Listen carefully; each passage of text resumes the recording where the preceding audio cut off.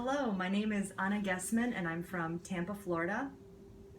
I don't normally do videos. I'm video camera shy, but I felt the call to speak about this and hopefully make a difference, even if it's just some votes for Bernie Sanders. I really think that he's going to give us a chance at making this country what, in my heart it can be, that I know it can be. So, Bernie Sanders, of all the things that are said about him, I think one of the most compelling things to not bother voting for him is the argument that, Obama didn't get anything done and we really had a lot of idealistic hope at that time in 2008. And that's what I want to talk about. I think Bernie could get things done. I think it would be different. And I'll tell you a little story. I was at Obama's inauguration in 2008 and the energy there was just electrifying. It wasn't even about what he was or wasn't going to do. It was about the fact that the American people had voted in a black man to the White House. It was like such a shift in our national consciousness, and that was electrifying. The crowd there wasn't just about Barack Obama. It was about just the country having shifted. So that's the vibe. That was the feeling. And he was the best shot we had in that election. There wasn't a better candidate than him. The reality of it is that it's a bipartisan system right now, which I'd like to break through, but that really was the best candidate we had. And he was exciting. He was really exciting. But what makes Bernie Sanders different, as we all know, he has all this experience in Congress. He never sold out. He never sold out. So for all of us that really don't trust government officials because they sell out, well, here's one that really somehow didn't let power get to him. I mean, as far as I can tell, power and money go together, and he just hasn't sold out. So I think he's the real deal. And then the second thing is libertarianism. That's another argument as to why people don't want to vote for Bernie Sanders, is because they don't like the government, period. And, I have a couple things to say about that. One, and they're on different levels. They're not really like linear at all. They're totally different things that I don't like about libertarianism. So first of all, the education of our current population is really lacking. And I'm not saying everybody's an idiot. I'm saying everybody's uneducated. So even I have to spend so much time looking stuff up and studying maps so that I'm not one of those people that doesn't know where countries are. Because it's so easy, even if you're a curious person in our society, there's just not this sort of rampant educational scene where people just love learning. There are some hubs, there are some enclaves of that, but there aren't. Yes, and that's how I say enclave. I say enclave. That's on purpose. So the education issue, libertarianism, what are you going to do? You're just going to lift the protective veil of the government and think everybody's going to get along and just know how to govern themselves. I don't believe it. And I'm not trying to be snarky. I apologize for that. It's just, I think it would be a bad scene. Now, number two is my love of the polis. Polis being the Greek city-state. I think I have that right. Polis is this idea of a place you live that is embedded with novelty and a sort of sense of a pioneer spirit, with technology booming, but also community. So you don't sacrifice one for the other. So they're sort of interwoven. Community, a healthy, vibrant environment. So we all agree that we need quality goods and services in our environment. I think it's foolish to think that we can pull it off on ourselves. Maybe some people are Walden style. They just want to go out there in the middle of nowhere and just, be that person. But do all of us just want to be on our own little islands, or do we all we're living and working and playing together and having fun together and having our children grow up and with other people's kids and, just having this vibrant lifestyle with a lot of energy? Well, to do that, it doesn't matter what system of power is in place. It matters who's in power, because we can't do it alone. We need quality goods and services that are provided by, people that specialize in that.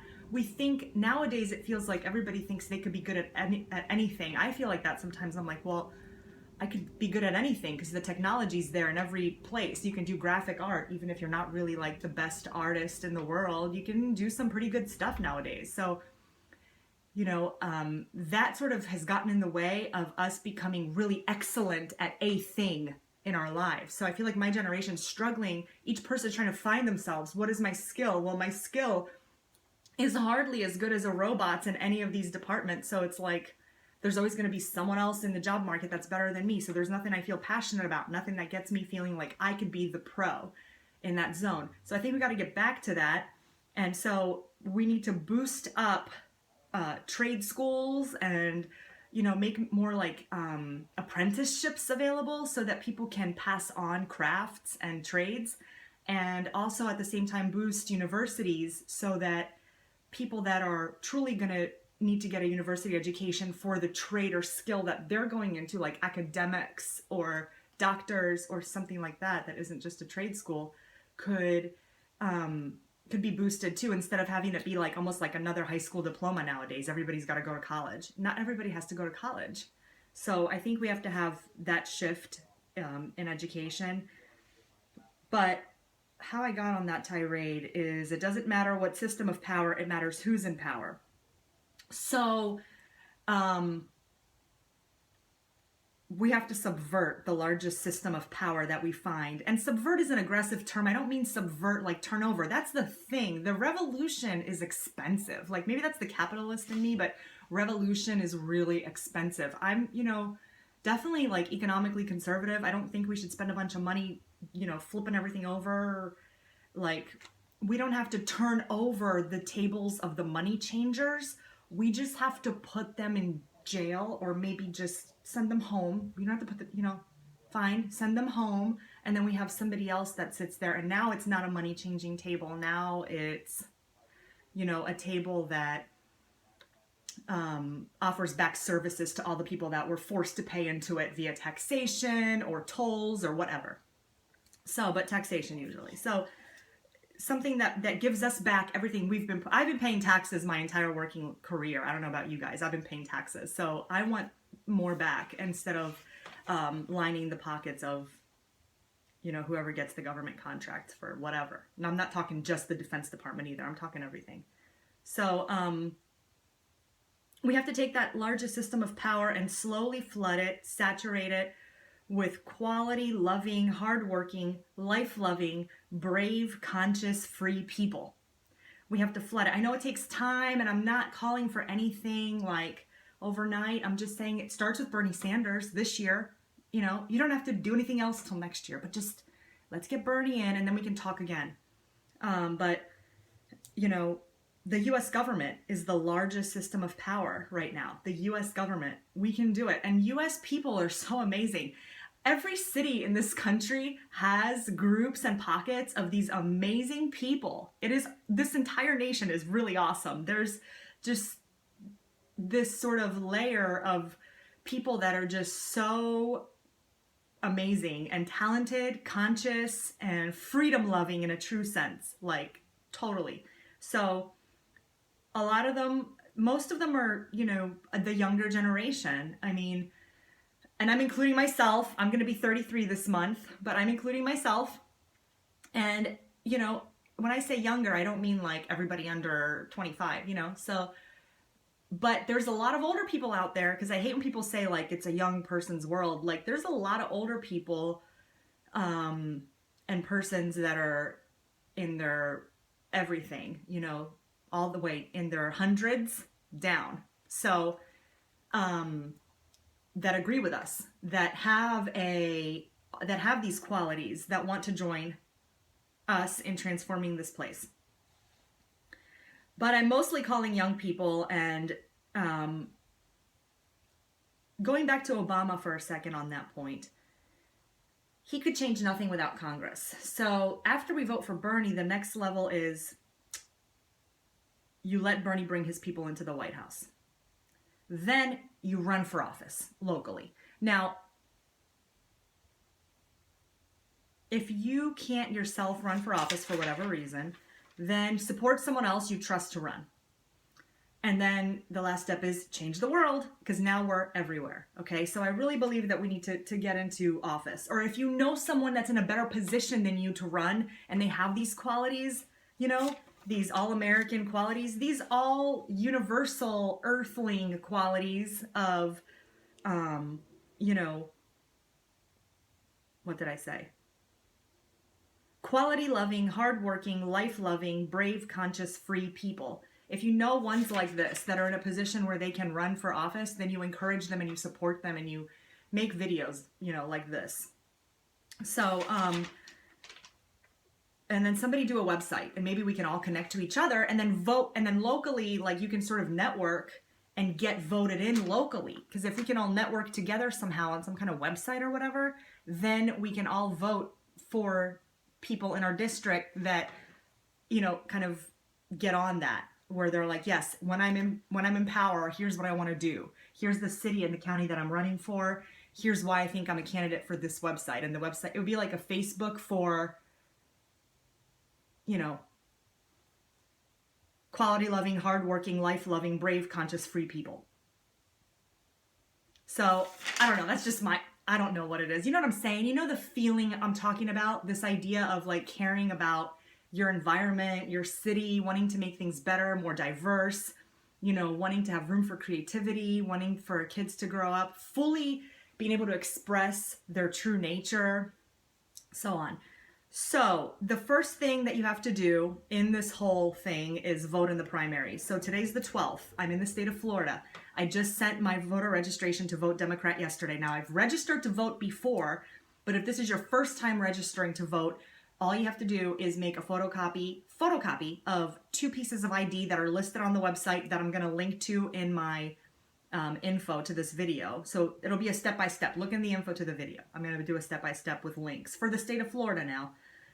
But it'll have some tips in there for people in any state of how I found it. I found it myself through like Google of how to even register to vote, because I didn't even know how to do that. They didn't teach me that in school, which they should. So to vote in the primaries, Florida has to have your registration postmarked. All you can do is mail it, mail the original. You can't scan, email, upload, none of that. So you have to mail the original and postmark it by February 16th. Register Democrat on it. It's like a one side of a form, okay? And I think like it's just the top half that most of us will have to fill out. The bottom half is like if you have already registered before and you've changed your name, changed your address, blah-de-blah-de. But I didn't even have to do any of that. And I just filled out the top part to register Democrat so I can vote for Bernie in the primaries, which are 29 days after February 16th, because February 16th is 29. So I can't remember. I think the primaries are, it could be March 16th. I can't remember. 29 days. Okay, I think they're March 17th. March 17th. So, so please in the next, like today, if possible, get this registration out. I'm putting like I said, today is Friday, February 12th, 13, 14, 15. So they have to be postmarked by Tuesday, the 16th. So this weekend, just get your shit together and do it, right? Pardon my French, but seriously. Then vote for Bernie in the primaries, then vote for him again once he gets the nomination, you know, and if he doesn't get the nomination, you know, cheer him on to going third party and then vote him in and break the bipartisan tyranny that we currently have, right? Even libertarians can agree to that. Come on.